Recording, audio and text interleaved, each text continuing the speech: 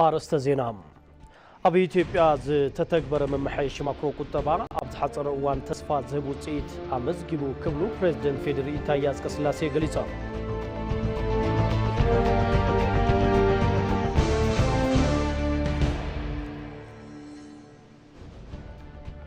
بسلطنا 5 مليون كودر سابز حلف حد عمد كل 270 شيح زيغاتات تمرقهم على ملخافلو توزنو سيرتيفيكيت مركابهم تغليصو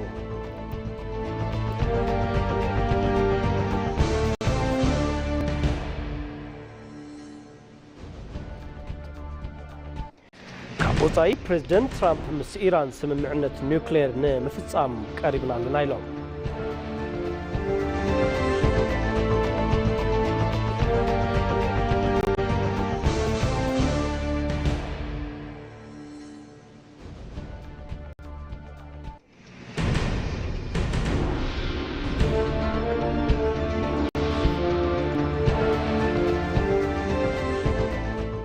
لتحمس شعات جنبوت كل تشحن 10 شعات نام تمرت مشت ساعات حدا عقيلو نابخم استدالو ما ادزينا اي تي في تغرنيا حيزنا لكم قريبنا لنا كمي تعلو كمي تمسيو كبرات تملكتي مسيناتات جيتاچوالو مسخم قصنعي سنه مكتال نكون لكم تمنيتنا ايو فلمام حصرت زيناتات ابي اثيوبيا تتكبر من محيش ماكرو قطباب حصر اوان تسفا زبو صيتا مزغيبو يكبلو بريزيدنت فيدري إيتاياس كسلاسي غليصوم فورم فاينانس إثيوبيا لو مستجمرن تخون ابتي مدرخ استرخو بريزيدنت تايي محيش ماكرو قطبا ناب مريت كاب زورد ابز حصر اوان زعقبو صيت ممزغابو تزاريبام لعل حدا كفل زبن عدمه زلو عودي فاينانس زهاجر زدلي معبال انتي مزغبه مصنحو تزاريبام ابتي عودي زنصلالو صقمات نمسعر حقفن ززبن زطلبو سرعه نمفتار محيش ماكرو قطبا تكبراو مغبارو غليصام أبقى عودي فاينانس هاجرنا ناب ديجيتال نمشيغار كسراح كم زغباون حبيرام ابتي زوبا زلو كونتات صدتا بمغمغام تكبراو سغمتي نموساد اب سممعنت كم استبصحون تحبيرو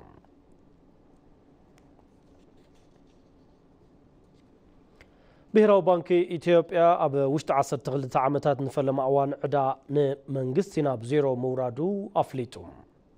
محداري بهراو بانكي إثيوبيا مامو مهرتو زيزبلو لومي ابستجمره فورم فاينانس إثيوبيا عود فاينانس كم نهر واغان حصرت شرفوص انزبلو ببزحات صقمات كيفتن كم زصنحب محبر صقمات نمفتاح إثيوبيا نابستمال ممحاش ريفورم ماكرو قطبا مئتوا تزاريبم تي ممحيش عودي فاينانس إثيوبيا حقفن تنحنحنت نمعباين حصرت شرفوص اين مفتاح نقدوصان كتا انفستمنت وصان نمسحب كمون نهر واغا نمقصصار زعلم مخانو ارديوم رأي ريفورم ماكرو قطبا جهود نمغبار تسرحو صعري حصرت شرفوص اين مفتحن نزفرات ولقا زساتف عودي فاينانس غادي مخانون غليصام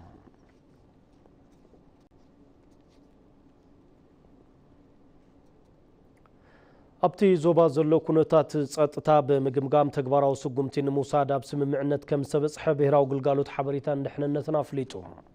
مكتل دايركتور جنرال تغلغالوت تازير قبر اغزابير ابزهاب ومغلصي بمتحبار حبريتا دحننت زوبا متنخار بزبل مر حساب استخيده غبايه تكالات دحننت مبرا افريقيا بعود كم استزازمه غليصام ابتي غبايه صقم صتا حنت هاجر حقز طرح يكونن زبل حساب تخرتي غبايه كاب زنبرو نطبطات حدا كم زخنون حبيرام بزي مداي صقمات صتا نمكلخال بحبارناي مسرح كونتات وساني كم زخنم بتن هاجرات اب سممعنت كم استبصح ابريهم امونغو تكالات دحننت تنهاجرات سقاتات دحننت اقدم كان مكلخال زخ اللوط حبريتا نكهلو اب مردا كم استبصحون افليطم تي غبايه كاب افريقيا اسيان اوروبان توصاصو لعلي 30 هاجرات كم زتساتفاون ام مغلصيوم صريحهم تساتفتي تغبايه اب قدب حداسي عدت كم زغبرون زي دما افريقاويان انتحبيروم كم زي زبلعبي بروجكت كفصمو كم زخلو نمراين مزعبات قدب صنحو زي تزابعو حبريتاتات نمصراين زعلم مخانون تزاريبهم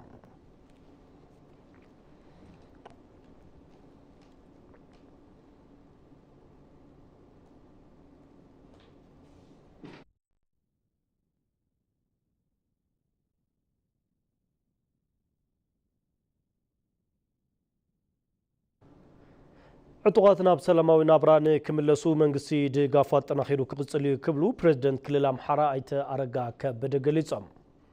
ብሔራዊ ኮሚሽን ዳግመ ህንጸት ኣብ ክልል ኣምሓራ ይንቀሳቐሱ ዝነበሩ ነበር ዕጡቃት መሊስካ ንምጥያሽ ዝኽእሉ ጉዳያት ምስ ኣመራርሓ ሓለፍቲ ስራሕ ዘተ ኣካይዶም ኣብ እዋን እቲ ዘተ ርእሰ ምሕዳርቲ ክልል ኣይደጋ ከበደ ከም ዝበልዎም ኣብ እዋን ጎንፂ ተዋጋእቲ ሓይልታት ጥራሕ ዘይኮነስ ኣብ ህዝብን ንብረትን ጉድኣት ዝብፅሐ ምዃኑ ብምርዳእ ዕጡቃት ሓይሊ ናብ ሰላም ንምምፃእ ክሰርሕ ጸኒሑ ናብ ሰላም ዝኣተው ዕጡቃት ሓይሊ መንግስቲ ትክልል ምስ ብሔራዊ ኮሚሽን ዳግመ ህንጸት ብምትሕብባር ስልጠና ዳግመ ህንጸት ብምሃብ ሰላማዊ ናብራ ክነብሩ ምግባሩ ሓቢሮም ሕዚ እውን ብዝተፈላለዩ ከባብታት ክልል ምስ ዝርከቡ ዕጡቃት ሓይልታት ኣብ ስምምዕ ሰላም ምብፅሑ ገሊፆም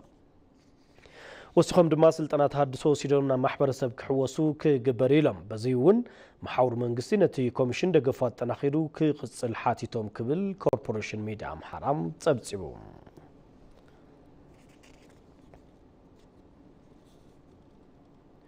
ሃገራት ኣባል ብሪክስ ኣብ ሓምለዋይ መጓዓዝያ ዘለወን ምትሕብባር ከጠናኸራ ከም ዝግባእ ኣምባሳደር ኢትዮጵያ ብራዚል ልዑል ሰገድ ታደሰ ገሊፆም ኣኼባ ሚኒስትራት መጓዓዝያ ብሪክስ ኣብ ዋና ከተማ ብራዚል ብራዚልያ ተኻይዱ ኢትዮጵያ ኣብ ዓውዲ መጓዓዝያ ዘመዝገበቶም ለውጥታት ኣብቲ ኣኼባ ቀሪባ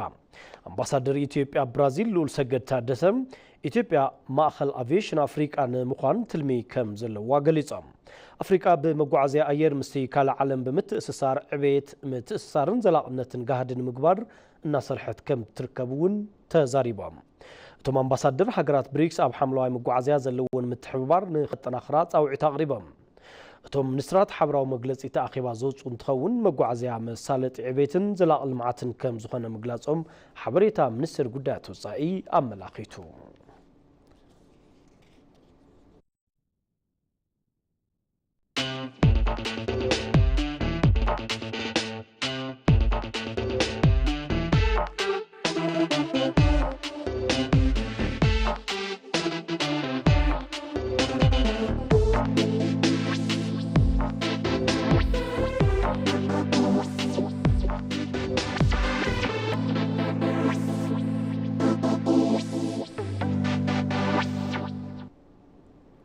مكتتال معد زينا إتبي تقرينا خم تركبوا كورات خطاتل تمرسكم سلا تكتاتلونا نمسكنكم حزون مسانات أنحو بزرزر نابز حرنا يوم زيناتات كنسجرنا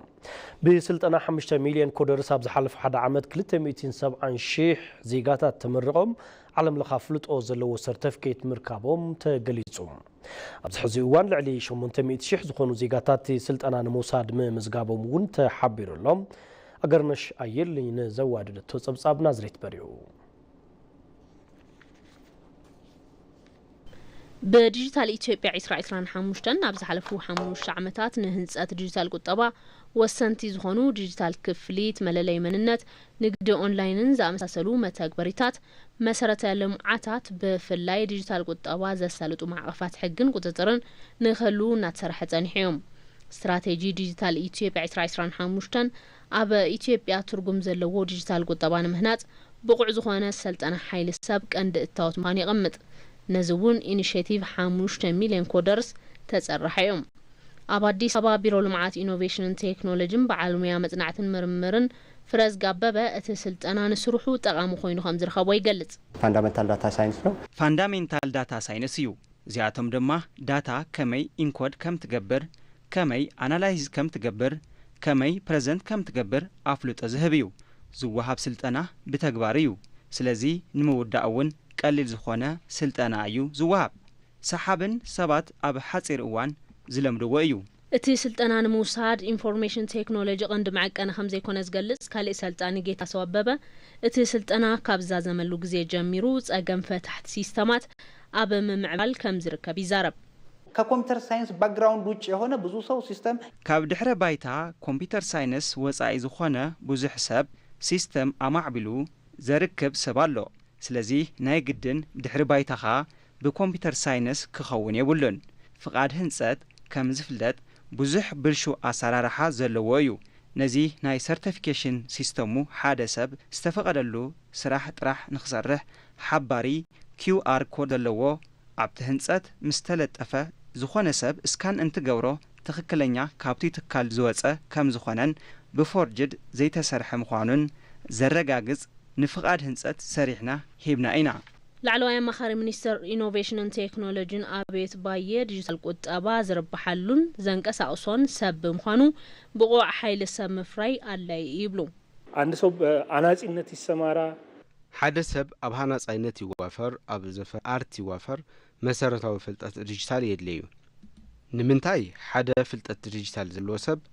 ሓበሬታ በቀሊሉ ይረክብ ካልኣይ ሓድሽቲ ኢኖቬሽናት በቀሊሉ ይላመድ ሳሳይ ሓድሽቲ ዕዳጋታት ይፈጥር እዚ ድማ ኣብ ዝኾነ ዓይነት ስራሕ ዕውታት ክኾኑ ይኽእሎም ኣብዚ ሕዚ ስልጠና 5 ሚልዮን ኮዶርስ እናወሰዱ ዘለው ሰልጠንቲ ቁጽሪ እቲ ኢኒሺዬቲቭ ንምዕዋዝ ተተሓዘት ልምኸም ዝዕውት መርኣያ ምዃኑ አብሪሆም እስከ ዛሬዋ ቀን ድረስ እንግዲህ ከ800,000 በላይ ተመዝጋቢዎች አሉ ክሳብ ሎማዓንቲ ለ800,000 ተመዝገብቲ ኣለዉ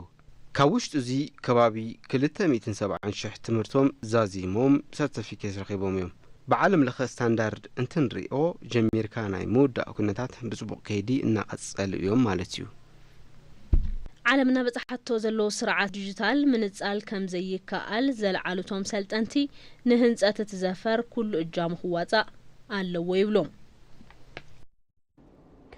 ሕብረተሰብ ጫፍ ዝወጹን ከፋፈልትና ተሓሳስባታት ዘይምቅላሱ ዋጋ እናኽፈሎ ይርከብ ክብሉ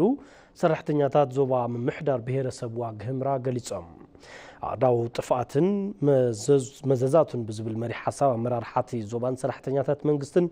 ዝተሳተፍሉ መድረኽ ዘተ ኣብ ከተማ ሰቆጣ ተኻይዱ ራሂል ፍሬውን ዘዋደድቶ ጸብጻብ በሪሁ ብርሃና ኣብ ምምሕዳር ብሄረሰብ ዋግ ህምራ ከተማ ሰቆጣ ሰራሕተኛታት መንግስቲ ኣብ እዋናዊ ዛዕባ ሰላም ከባቢኦም መድረኽ ዘተ አካይዶም ተሳተፍቲ አጋጢሙ ዘሎ ስእነት ሰላም ኣብ ልዕሊ ሕብረተሰብ ማሕበረ ቁጠባውን ስነ ልቦናውን ሓሳያ እናብጽሐ ከም ዝርከብ ይዛረቡ ሕብረተሰብ ባዕሉ ከፋፈልቲ ኣረኣያታት ካብ መሰረቶም ዘይምቅላሱ ዋጋ እናኽፈሎ ይርከብ ዝብል ርእቶ ሂቦም እዮም ማይጠቅም በታታኝ ዘይጠቅም ዝበታትን ከፋፋላይ ሓሳብ ዘለዑሉ ሰባት እዮም ፍሉይ ክብሪ ዝወሃቦም ካብ ኩልና ገጽ ዘይሂቦም ሰብ ዋላ ሓደ የለን ዝኹሉ ገበን ፈጺሞም ናብ ህዝቢ እንትሕወሱ ፍሉይ ክብሪ እዩ ዝወሃቦም ዘሎ ጀጋኔም ዝባሉ እዚ ዘጽድፈና ዘሎ ሰላም ሲደፈርስ እኔ እውነቴ ነው በጣም ይጨንቀኛል ሰላም እንትዘረግ በሐቂ አዚ ዘጭናኒ ናብ ንኸደ ይጽፈና ካልእ በመኪና እንታድምኮ ጉዳት አካል አረጋውያንን ህፃናትን እዮም ስተርፉ በብመንደሩ ጫፍ ዝረገጹ ሰባት አለው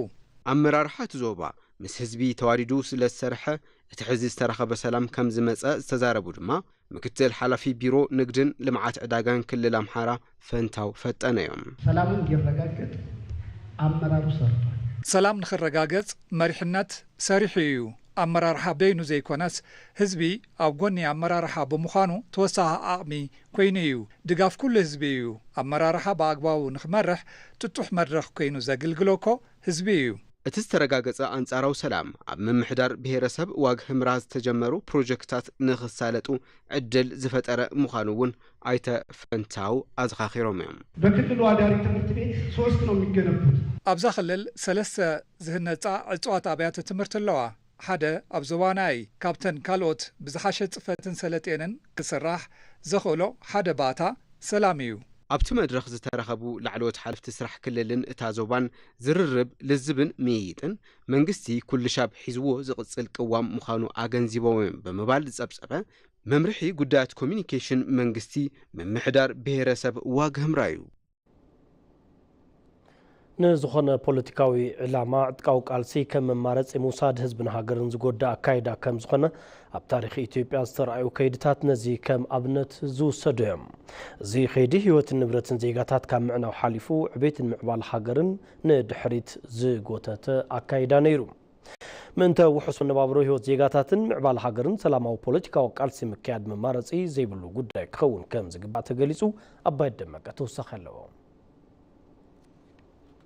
ውሑስ መነባብሮ ህይወትን ምምራሕ ሰላም ዝለዓለ ግደሎ ተስፋን ሕልምን ዜጋታት ዝገሃድ ብሰላማዊ ኩለንተናዊ መንቅስቃስዩ ሰባት ወሊዶም ንኽዕብዩ ወፊሮም ንኽኣቱ ሪሂጾም ፍረ ረሃጾም ንክረኽቡ ነጊዶም ንከትርፉ ሓሪሶም ንከፍርዩ ተማሂሮም ንክመራመሩ ተመራሚሮም ድማ ንክምህዙ ኮታስ ህይወቶምን ንብረቶምን ውሑስ ዝገብሩ ሰላም እንትህልዩ ኮይኑ ግና ኢትዮጵያውያን ከምዚ ዓይነት ዘላቕነት ዘለዎ ሰላም ንምርካብ ብታሪክ አጋጣሚ ዕድል አይረኸቡን ረብሓ ህዝቢ ኢትዮጵያ ንምርግጋጽ ዕላማ ገይሮም ዝንቀሳቀሱ ኃይልታት ሰላምን ድሕንነትን ህዝቢ ብዘረጋግጽ መንገዲ ሰላማዊ ቃልሲ ዘይምክያድ ዓብይ ጸገም ኮይኑ ህዝብን ሃገርን እንትጎዲ ይረአ የሰላም እጦት ንሮድን ስእነት ሰላም ወሰኽ ዋጋ ስዒቡ ስእነት ስራሕ ክውስኽ ገይሩ ተምሃሮ ካብ ትምህርቲ ወጻእ ክኾኑ ገይሩ ነጋዳይ ከም ልቡ ነጊዱ ክውዕለ ይኽኣለን ሓረስታይ ከም ልቡ ሓሪሱ ከምርት ይኽኣለን ለሁሉም ነገር የበሰለ ነገር ለመብላት ሰላም ነው የሚያስፈልገን ዝበሰለ ነገር ንምብላዕ ሰላም የድሊ ክፍኣት ኩናት ካብ ዝሓለፈ ኩናት ጀሚሩ ብተደጋጋሚ ርኢናዮ ኢና ኩሉ ይፈልጥ እዩ ኩሉ ድማ ተማሂሩ እዩ ረብሓ ህዝቢ ንምርግጋጽ ተዓሊሙ ዝግበር ዝኾነ ይኹን ቃልሲ ኩሉ ግዜ ሰላማዊ ክኸውን ከም ዝግባእ ዝሕብሩ ፖለቲከኛታት ቤትን ምዕባልን ህዝብን ሃገርን ብዘይ ሰላማዊ ፖለቲካዊ ቃልሲ ክረጋገጽ ኣይኽእልን ይብሉ ኣብዚ ኸይዲ ዕላማኦም ንምዕዋት ዕጥቃዊ ቃልሲ ከም መማረጺ ወሲዶም ዝቃለሱ ኃይልታት መንተ ረብሓ ህዝብን ሃገርን ዝርርብን ምይይጥን ክቅድም ብምግባር ሰላማዊ ፖለቲካዊ ቃልሲ ክመርጹ ይግባእ ይብሉ ሁሉም ለያዘው ዓላማ ለቆመለት ዓላማ መታገሉን አከብራለሁኝ ሁሉ ንዝሓዙ ዓላማ ቃልሲ ምክያዱ ይኽብር ኮይኑ ግን ኢትዮጵያ ብዝኾነ መልክዕ ተወሰኸ ጥይት የድልያን ስለዝኾነ ካብ ጥይት ንላዕሊ ኣብ ጠረጴዛ ተኣኪብካ ንምልዛብ ኩሎም ኃይልታት ዕድል ክህቡ ይግባእ የሰላማዊ ትግል አማራጭ የሌለው ነው ኢትዮጵያ ውስጥ ኣብ ኢትዮጵያ ሰላማዊ ፖለቲካዊ ቃልሲ ምክያድ መማረጽ ዘይብሉ ጉዳዩ ቅድሚ ሕዚ ዝተኸፍለ መስዋዕትነትን ወለዶን ይኣክል ኢልካ ብዝርርብ ብምይጥን ብሰላማዊ መንገድን ሕቶ ፖለቲካ ምምላስ ዝከኣለሉ ዕድል ምፍጣር የድሊ ሰላማዊ ፖለቲካዊ ቃልሲ ካብ ምምራጽ ወጻኢ ምስ ዝንቀሳቐሱ ኃይልታት ዝቃለሱ አካላት ንህዝቦምን ንሃገሮምን ክብሉ ብሰላማዊ መንገዲ ናብ ወገኖም ተጸምቢሮም ሰላሞም ክሕሉ ከም ዝግባእ ዝተሓበረ እንትኸውን ነዚኦም ብምምዓድ ናብ ሰላማዊ መንገዲ ክመጹ ኣብ ምግባር ግደ ዓበይቲ ዓድን መራሕቲ ሃይማኖትን ወሳኒዩ የኛ ልጆች ስለሆኑ እነዚህ ልጆች አጠቃላይ መክሮ ዘክሮ ማምጣት ያለበት የሃይማኖት አባት ነው እዚኦም ደቅናዮም ነዚኦም ሚዕዶም ከምጽወም ዝኽእሉ መራሕቲ ሃይማኖትን ዓበይቲ ዓድን እዮም እዚኦም ብኸምዚ መንገዲ ናብ ሰላም ምምጻእ ተተኻኢሉ ሁሉ ነገር ናብ ዝነበረው ክምለስ እዩ ለልጆቻችን ህይወት ልንጨነቅ ልንቆረቆር ይገባል ንህይወት ደቅና ክንሓስብን ክንጭነቕን ይግባእ መንግስቲ ሕጊ ምኽባር ስራሕ አጠናኺሩ ክቕጽል ኣለዎ ንሕና ድማ ኣብ ጎኒ መንግስቲ ደው ክንብል ኣለና መንግስቲ ኢትዮጵያ ንሰላም ብዘርአዮ ተደጋጋሚ ቁርብነትን ተበግሶን ዝተፈላለዩ ኃይልታት ሰላማዊ ቃልሲ ንምክያድ ብምውሳን ናብ ወገኖም እናተጸምበሩ ከም ዝርከቡ ይዝከር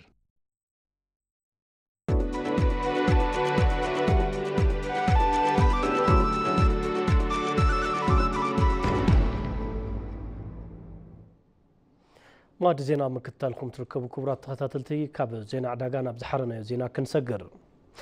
ቡን ኢትዮጵያን ምፍላጥ ቱሪዝም ቡን ናይ ምጅማር ድሌት ከም ዘለዎ ይዛረብ በዓል ታሪክ አንተነህ ሙሉ አንተነህ ን13 ዓመታት ኣብ እንግሊዝ ቡን ኢትዮጵያ እናፋለጠ ይርከብ መቅደላዊት ደረጀን ዘዋድድ ተጸብጻብ ዳብያሲን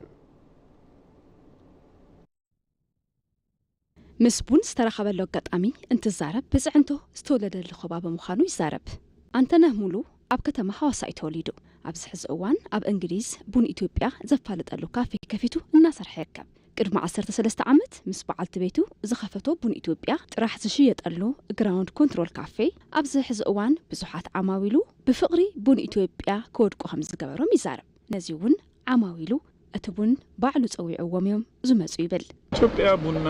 ራሱን በራሱ ሊያስተዋውቅ ቡን ኢትዮጵያ ዓርሱ በዓርሱ ይላልዩ ንስኻ ታሪክ ክተዘንቱ ጥራሕ ይዘለካ ዘለዎ ጣዕሚ ቃና ዝገርም ቡን እዩ ንሕና ንውሽጥቱ ኣብ ዝበለ ቦታ ኢና ነቲ ካፌ ከፊትናዮ ግን እቲ ቡን ካብ ኩሉ ቦታ ይስሒቡ ነሰብ ዘምጽኦ ነዚ እውን እዩ ቦታ መሪጽካ ታሪክ ትነግሮም ኣብዚ ሃገር ሓደ ኣባህል ኣሎ እትበልዖ እትሰትዮ ነገር ህይወትካ ይውስን ይበሃል ብምዃኑ ሰብ ታሪክ ተፈጥሮ ቡን ባህሊ እንትትነግሮ ደሊኳ ይዝመጽእ እቲ ዝገርም ይብል አንተነህ ኣብ እዋን ኮቪድ ሓንቲ ፍንጃል ቡን 50 ፓውንድ ተሸይጣ ምባራ ይገልጽ በዚ እውን ብዙሓት ምግራሞም ብምግላጽ ካብ ዝሓሊፉ ሓደ ዓሚል እውን እቲ ካፌ ቅድሚ ምኽፋቱ ቀዲሙ መጺኡ ይጽበይ ከም ዝነበረ ይገልጽ በአንድ ሲኒ 50 ፓውንድ ሲሸጥ ነው ንሓደ ፍንጃል 50 ፓውንድ እንትሽየጥ ነቲ ዜና ዓማዊለይኦም ነጊሮምኒ እዋኑ ኮቪድ ዝነበረሉ ጊዜ ነይሩ ከመይ ሓደ ፍንጃል ቡን ብ50 ፓውንድ ይሽየጥ ተባሂሉ ብዙሕ ዜና ተሰሪሕዎ እዩ ኣነ ቅድሚ ነዚ ካፌ ንግሆ ምኽፋተይ ቀዲሙኒ ዝመጽእ ሰብኣይ ውን ነይሩ ነዚ ፍልይ ዘብሎ ቡን ኢትዮጵያ ጣዕሙ ፍልይ ዝበለ እዩ ብስፔሻሊቲ ኮፊ ስታንዳርድ እውን ቀዳማይ እዩ ቡን ኢትዮጵያ እንትለዓል ታሪኽ ኢትዮጵያ ባህሊ ማሕበራዊ እሴትን ሓቢሩ ከም ዝለዓል ዝገልጽ አንተነህ ቡን ንዓይ መረዳድእ እዩ በማለት እዩ ዝገልጽ ቡና ማህበረሰቡን አንድ አርጎ የኖረና በብዙ መንገድ የሚጠቅም ቡን ንማሕበረሰብ ሓደ ገይሩ አተሳሲሩ ጸነሕን በብዙሕ መንገዲ ማለት እውን በቁጠባ በማሕበራዊ ጉዳያት ብዙሕ ረብሓ ኣለዎ ቡን ክትላለኸለኻ ሃገርካ ሕብረተሰብን ከባቢያዊ ተፈጥሮን ኢኻ ተፋልጥ ቅድም ክብል እውን መጎብነይ ስለ ዝነበርኩ ዘይቕየር እምነተይ ኩሉ ጊዜ ኢትዮጵያ ምልላይ እዩ ብምዃኑ ንዓይ ሕጉስ ዝገብረኒ ካብ ቡን ምፍላጥ ሓሊፉ ብዛዕባ ኢትዮጵያ ዝዛረበሉ እዩ ስለዝኾነ እውን ቡን ንዓይ መረዳድኢ እዩ ኣብ 13 ዓመት ዝተረኸበ ልምዲ ንምዕባይ ቡን ኢትዮጵያ ካብ ምሻጥ ብዝሓለፈ ቱሪዝም ንምስራሕ ትልሚ መሓዙውን ይዛረብ ኢትዮጵያ ዘለዋ ጥዑም ቡን ምስ ፍሉይ ማሕበራዊ እሴቱ ኣብ ዓለም ተፈታውነቱ ንኽውስኽ ከይደኸመ ከም ዝሰርሕ እውን ገሊጹ እዩ ኣብ መወዳእታ ዜና ወጻኢ ፕሬዚደንት ትራምፕ ምስ ኢራን ስምምዕነት ኒውክሌር ንምፍጻም ቀሪብና ኣለና ኢሎም ፕሬዚደንት አሜሪካ ዶናልድ ትራምፕ ምስ ኢራን ስምምዕነት ኒውክሌር ንምፍጻም ቀሪብና ኣለና ኢሎም እቶም ፕሬዚደንት ነቲ ጉዳይ ኣመልኪቶም ኣብ ዝሃብዎ መግለጺ ኢራን ዩናይትድ ስቴትስ ዘቕረበቶ ድርድር ኒውክሌር ብእወንታ ከም እትርእዮ ሓቢሮም ከይዲ ስምምዕቲ ኒውክሌር ኣብ ጽቡቕ ኩነታት ከም ዝርከብ ብምሕባር ኣብ ዝቕጽላ ሒደት መዓልትታት ኢራን ነቲ ድርድር ክትቕበሎ ከም እትኽእል ኣረዲኦም ኢራን ሓያል ሃገርቲ ዞባ ንምዃን እትገብሮ ጻዕሪ ንደግፍ ኢና ዝበሉ ፕሬዚደንት ትራምፕ በአንጻሩ ቴህራን ኣጽዋር ኒውክሌር ንክትዕጠቕ ኣይንፈቅድን ኢሎም ኣብ መንጎተን ሃገራት ዘላቕ ሰላም ምዕሳል ዘኽእል ስምምዕነት ኒውክሌር ንክፍረም ኣሜሪካቲ ከይዲ ድርድር ኣጠናኽራ ከም እትቕጽል እውን ኣረጋጊጾም መበል 4 ዙር ስሩዕ ዘይኮነ ስምምዕ ኒውክሌር ኢራንን ኣሜሪካን ኣብ ዝሓለፈ ሰንበት ኣብ ኦማን ምዝዛሙ ዝዝከር እዩ ሚኒስቴር ጉዳያት ወጻኢ ኢራን ብወገኑ ምስ ኣሜሪካ ዝተገብረ በዳሂ ስምምዕ ኒውክሌር ጠቐምቲ ሓሳባት ዝተረኸብሉ ምንባሩ ኣፍሊጡ ኣብ መንጎ ክልተን ሃገራት ዝግበር ዘሎ ድርድር ኒውክሌር ዝዛዘም እንተኮይኑ መጠን ምብልጻግ ዩራኒየም ኢራን ዝግደብ እንትኸውን ብኻልእ ገጽ ኣሜሪካ ኣብ ልዕሊ ኢራን ዘንበረቶ ማዕቐብ ከም እተልዕል ምግላጹ አይራን ዋየር ኒውስ ጸብጺቡሎ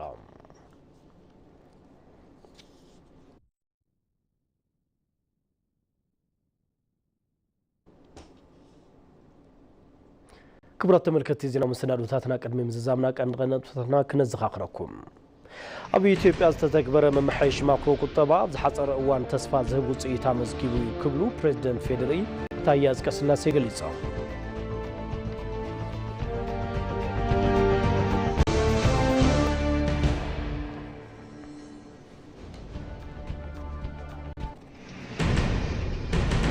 بسلطنة 5 مليون كودر سابز حلف حد عمد 270 شيح زيغاتات تمرقهم على ملقافلت وزلو سرتفكيت مركابهم تقليجو